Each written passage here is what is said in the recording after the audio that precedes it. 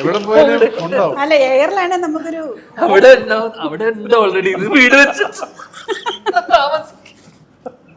അവിടുന്ന് കിട്ടുമെന്ന് നോക്കണം. അതെ, കാരണം ഭൂമിക്ക് അവിടെ മേളിലല്ലേ. പേരെന്താ പറയാ? ചന്ദ്രാലി. ചന്ദ്രാലി. ഇനി അടുത്ത പേര് ഒരാളിട്ട് അവിടെ വീട് വെച്ച് താമസിക്കുന്ന ആളുണ്ട്. ചാടി ചാടി പോകും. ചന്ദ്രാലി. എന്തൊരു പേര്? ചന്ദ്രാലി. ചന്ദ്രാലി. അവിടെ എത്തും ഞാൻ. വീടിന്റെ പേര് ചന്ദ്രാലയം.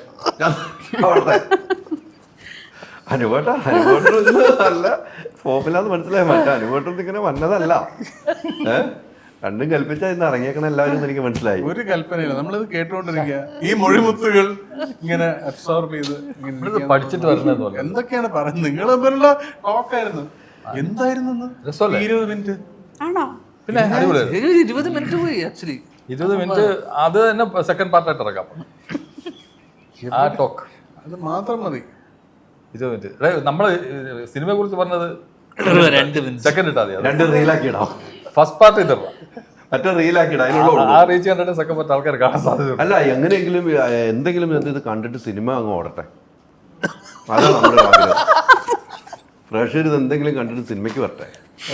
പിന്നെ അതിനകത്ത് ഒരു പോയിന്റ് ഉള്ള പ്രേക്ഷകരെ ഒരു ജീവിതകഥയാണ്. അതുകൊണ്ട് ആ ജീവിതകഥ നിങ്ങൾ കാണണം. ഫിലിമാവിന്റെ ഒരു ജീവിത കഥയാണ്.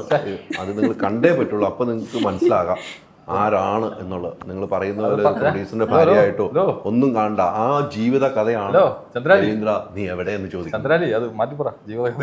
ജീവിതകഥ അന്വേഷണം പറഞ്ഞല്ലോ. അപ്പൊ അത് ഞാൻ പറഞ്ഞില്ലേ, തമാശയല്ല, സീരിയസ്. സാറ് തന്നെ പറഞ്ഞാണ് കുറച്ച് ആണോ? പിന്നെ ഞാനായിട്ട് ഉണ്ടാക്കിയതല്ല. ഒരു 3 ഇന്റർവ്യൂക്ക് ബാക്കില് ആ ഫ്ലാഷ് ബാക്ക് ഇപ്പൊ കട്ട് ചെയ്യും നമ്മള് അങ്ങോട്ട്. ഇദ്ദേഹം തന്നെ പറഞ്ഞാണ് എന്റെ ജീവിത കഥയാണെന്ന്. ഞാൻ ഇടയ്ക്ക് കയറി വന്നു. ഞാൻ പറഞ്ഞിട്ടില്ല. ഇപ്പോ നമ്മൾ കുറ്റക്കാരായോ? ആരായിരുന്നു അത് ഇന്റർവ്യൂ ചെയ്ത്?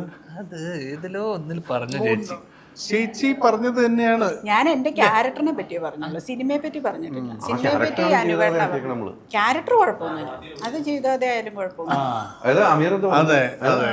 എബ്രഹാം മാത്യു നീ എവിടെ എന്ന് പേര് മാറ്റാമെന്ന് വരെ സജസ്റ്റ് ചെയ്ത ഒരു ഇന്റർവ്യൂ ഉണ്ടായിരുന്നു. ആരായിരുന്നു മറന്നുപോയി.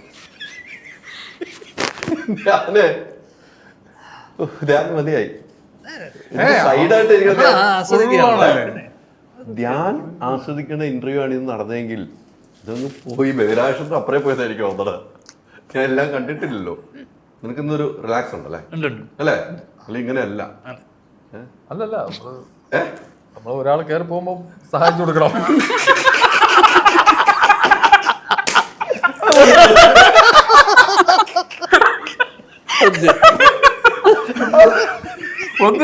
ഒന്ന് ഇറങ്ങി കൊടുക്കാം. താഴ്ന്ന് ടാറ്റ കാണിക്കണം.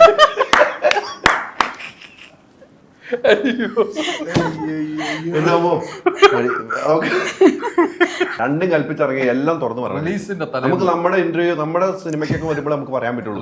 പലവരും സിനിമയ്ക്ക് ഇന്റർവ്യൂ ഇത് പറഞ്ഞു. പലരുടെ സിനിമയ്ക്ക് ഞാനോ നമ്മുടെ സിനിമയ്ക്ക് വേറെ വല്ലവരും എന്നെ വിളിച്ചിട്ടുണ്ടോ? എന്തോ ഈ പറയുന്നേ? അഭിനയിക്കാൻ വിളിക്കുന്നില്ല. പിന്നല്ലാണ്ട് ആരും വിളിച്ചിട്ടില്ല. എന്തുകൊണ്ട്? വിളിച്ചിട്ടുണ്ട്, അത് വല്ല പൈസയൊക്കെ ഉദ്ദേശിച്ചിട്ടായിരിക്കും. നമ്മളെന്തേലും അതിനകത്ത് ഫണ്ട് ഇടുന്നൊക്കെ വിചാരിച്ചിട്ട് വിളിക്കുന്നതാണ്. അല്ലാതെ ജെനുവിനായിട്ട് വിളിച്ചിട്ടുള്ളത് ഒക്കെ വളരെ കുറവ് തന്നെയാണ്. പണമരം വീണുകൊണ്ടിരിക്കുന്നു, ഇറക്കിക്കൊണ്ട് പോയാൽ മതി. അല്ല, അങ്ങനെ വിളിക്കാത്തതിനെ ചോദിച്ചിട്ടുണ്ടോ? അല്ല, അതെന്താണെന്നറിയോ, അതിലെനിക്ക് ഒരു പരാതിയില്ല. കാരണം ഞാനൊരു പ്രൊഡക്ഷൻ കമ്പനിയുടെ ഒരു ഓണറായിട്ട് ഓണർ ഇൻ ദ സെൻസ് അദ്ദേഹത്തിൻ്റെ വൈഫാണ്.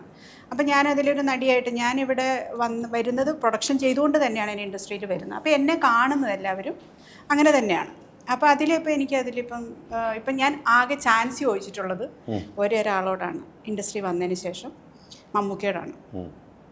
മമ്മൂക്കയുടെ കൂടെ ഞാൻ പുതിയ നിയമം ചെയ്തു, പുത്തൻപണം ചെയ്തു. ഒത്തിരി സുഹൃത്ത് വലയുണ്ട്, അവരൊക്കെ സിനിമ പ്രൊഡ്യൂസ് ചെയ്യുന്നുണ്ട്. അവരൊക്കെ ഒത്തിരി ആർട്ടിസ്റ്റുകൾക്കുണ്ട്. അവരൊന്നും വിളിക്കാറില്ല. ആരെ ഉദ്ദേശിച്ചത്? സ്റ്റീഫനെ തന്നെ ഉദ്ദേശിച്ചത്. ലിസ്റ്റ് പ്രൊഡ്യൂസറാണ്. ഞാൻ ലിസ്റ്റിനോട് ഇതുവരെയും ചോദിച്ചിട്ടില്ല. അല്ല, ലിസ്റ്റിനോട് ചോദിക്കണം. ലിസ്റ്റിന് അറിയാലോ നമ്മളൊരു ആക്ടറാണെന്ന് ലിസ്റ്റിന് അറിയാലോ. അപ്പൊ ലിസ്റ്റിന് അവിടുത്തെ വേഷങ്ങളിൽ ഒരു വേഷത്തിന് ഷീലുമാമനെ വിളിക്കാമില്ലേ? ലിസ്റ്റിന് വിളിക്കാമില്ല. അല്ല, ലിസ്റ്റിന് ഒരിക്കലും എന്നെ ഒരു നടിയായിട്ടാണ് കാണുന്നതെന്ന് എനിക്ക് തോന്നിയിട്ടില്ല. ലിസ്റ്റിന്റെ ഏറ്റവും അടുത്ത സുഹൃത്താണ് ഞാനും എൻ്റെ ഹസ്ബൻഡും. അല്ല, ലിസ്റ്റിന് എപ്പോഴും സുഹൃത്തുക്കളെയും ലിസ്റ്റിന് ഏറ്റവും കൂടുതൽ അടുപ്പമുള്ള ആൾക്കാരെയൊക്കെ ലിസ്റ്റിന് ഒരിക്കലും അങ്ങനെ എനിക്ക് തോന്നിയിട്ടില്ല. അത് ലിസ്റ്റിൻ്റെ വൈഫിനറിയാം, എനിക്കറിയാം.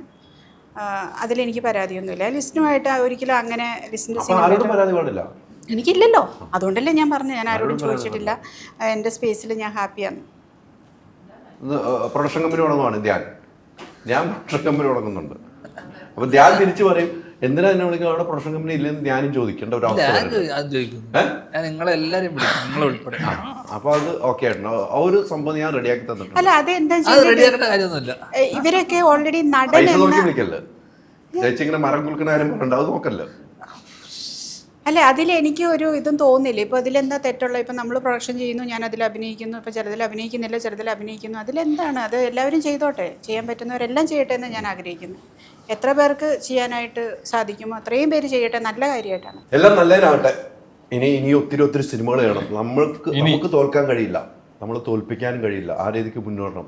അഭം തുടർന്നുകൊണ്ടേയിരിക്കണം മലയാള സിനിമയിൽ. അത് ഞാൻ പുള്ളി ദുബായിൽ കുലുക്കിക്കൊണ്ടിരിക്കുകയാണ്.